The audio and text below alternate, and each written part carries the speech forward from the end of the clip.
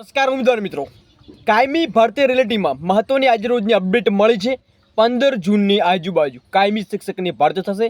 શિક્ષણ મંત્રી મિત્રો, શું કાલે કાયમી શિક્ષકની ભરતી છે એ જોવા મળી જશે?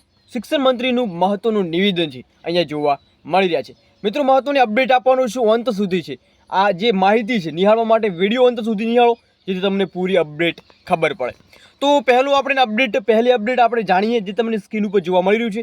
ગુજરાતના શિક્ષણ મંત્રી કુબેર ડિંડોરે કહ્યું છે કે ગુજરાતમાં દર વર્ષે 15 જૂનની આજુબાજુ શિક્ષકોની કાયમી ભરતી થશે। જ્ઞાન સહાયક ભરતી પર કુબેર ડિંડોરે કહ્યું છે કે જ્ઞાન સહાયક છે એ હંગામી છે, જે ગાંધીનગર સોમવારે બેઠક યોજાઈ હતી, એ બેઠકમાં તેમણે જણાવેલ છે।